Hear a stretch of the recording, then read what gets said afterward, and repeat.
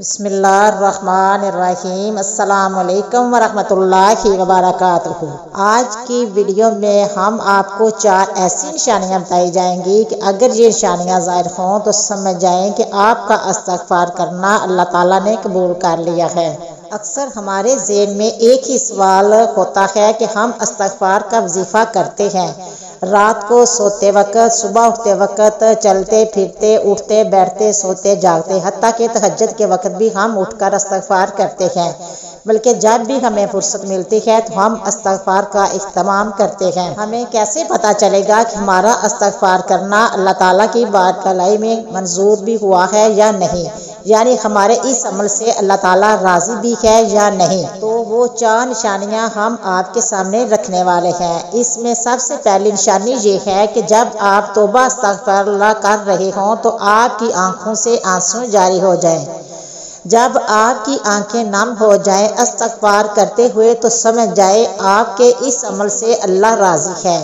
جب آپ کی آنکھوں سے آنسو جاری ہو جائیں، جب آنکھیں نم ہو جائیں تو سمجھ جائیں کہ اللہ تعالیٰ آپ کی بارگاہ میں آپ کا توبہ استغفار قبول کیا ہے، اللہ تعالیٰ آپ کے اس عمل سے راضی ہے۔ نبی کریم صلی اللہ علیہ وآلہ وسلم نے فرمایا ہے کہ جس بندہ مومن کی آنکھوں سے خوف خدا کی وجہ سے آنسو نکل آئے تو اللہ اس بندے کو دوزخ میں داخل نہیں فرمائے گا۔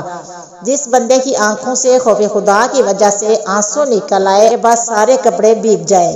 حضور اکرم صلی اللہ علیہ وسلم کی حدیث ہے کہ جس کی آنکھوں سے خوف خدا کی وجہ سے مکھی کے سر کے برابر پانی نکل آئے، آنسو نکل آئے اور وہ اس کے چہرے پر ظاہر ہو جائے تو فرمایا اللہ تعالیٰ اس بندے پر دوزخ کی آگ کو حرام فرما دے گا، چاہے وہ مکھی کے سر کے برابر ہی کیوں نہ ہو۔ نبی کریم صلی اللہ علیہ وآلہ وسلم نے فرمایا اس کی آنکھ کو جہنم کی آگ نہیں چھوئے گی جو اللہ تعالیٰ کے خوف کی وجہ سے روئی ہو۔ ایک دن نبی کریم صلی اللہ علیہ وآلہ وسلم خطاب فرما رہے تھے، بیان فرما رہے تھے۔ آج کوئی اچھا خطیب کوئی اچھا بیان کر رہا ہو تو آنکھوں سے چمچم آنسو برستے ہیں، کوئی درد والی بات سننے کو مل جائے تو بندے رو پڑتے ہیں۔ تو سامنے جو لوگ بیٹھے تھے صحابہ اکرام، ان میں سے ایک شخص کی آنکھوں سے آنسو جاری ہو گئے تو نبی کریم صلی اللہ علیہ وآلہ وسلم کی اس بندے پر نظر پڑی۔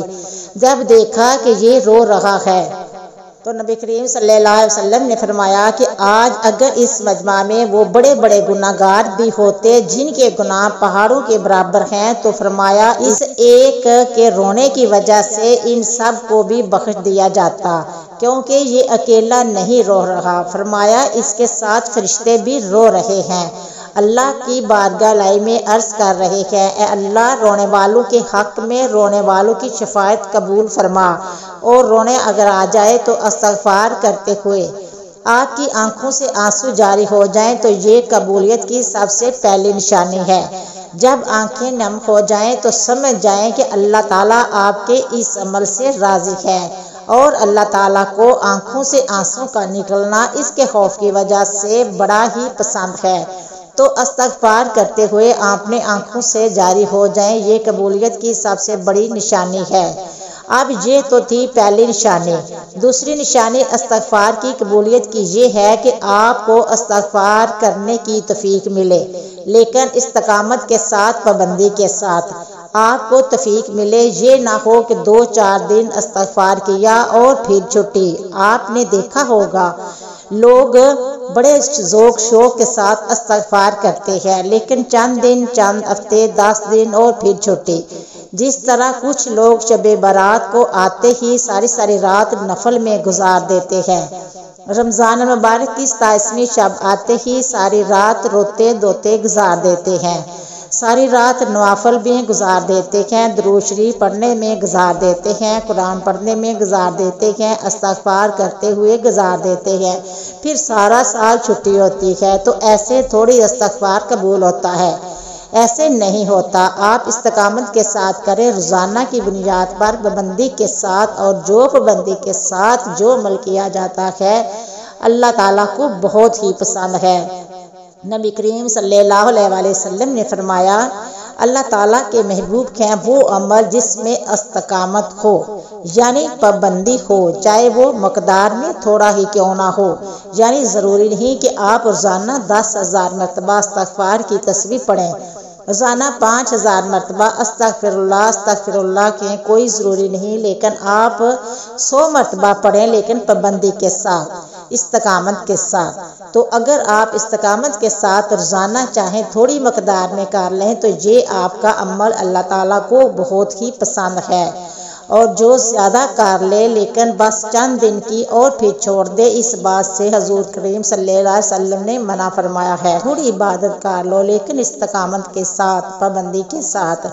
مثال کے طور پر اگر آپ ڈاکٹر کے پاس جائیں، کوئی بیماری لگی ہو، کوئی پریشانی ہو، کوئی مرض لاک ہو اور آپ ڈاکٹر کے پاس جائیں، آپ کو 15 دن کی دوائی دے، 20 دن کی، مہینے کی، وہ آپ کو دوائی دے اور آپ سے کہے کہ آپ نے روزانہ یہ صرف 1 چمچ صبح و شام لینا ہے اور یہ گولی آپ نے صبح و شام میں لینی ہے، تو آپ وہاں سے وہ دوائی لے آئیں اور وہ صرف ایک ہی گھونٹ میں سارا پی جائیں اور ساری گولیاں ایک دن کھا جائیں، تو کیا اس سے آپ کا مرض ٹھیک ہوگا؟ آپ کو اس سے شفا ملے گی؟ نہیں ہو سکتا، اس سے کچھ اور بیماریاں آپ کو لگ جائیں گی۔ تو آپ تھوڑا تھوڑا کر لیں لیکن استقامت کے ساتھ، پابندی کے ساتھ پڑھتے جائیں۔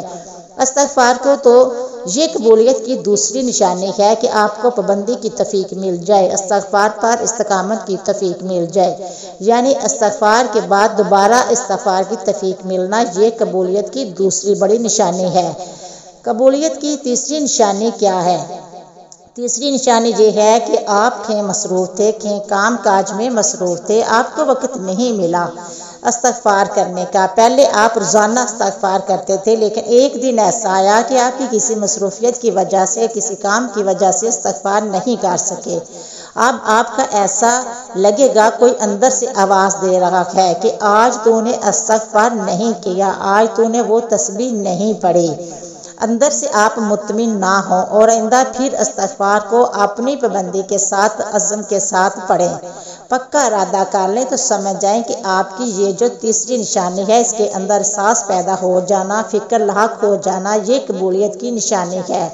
استغفار کی قبولیت کی چوتھی بڑی نشانی یہ ہے کہ آپ کو استغفار کرنے میں مزہ آنے لگے، آپ کو روحانی سکون حاصل ہونے لگے، آپ کی روحانی قوت بڑھنے لگے، تو سمجھ جائیں اللہ آپ کے اس مرتبے سے راضی ہے۔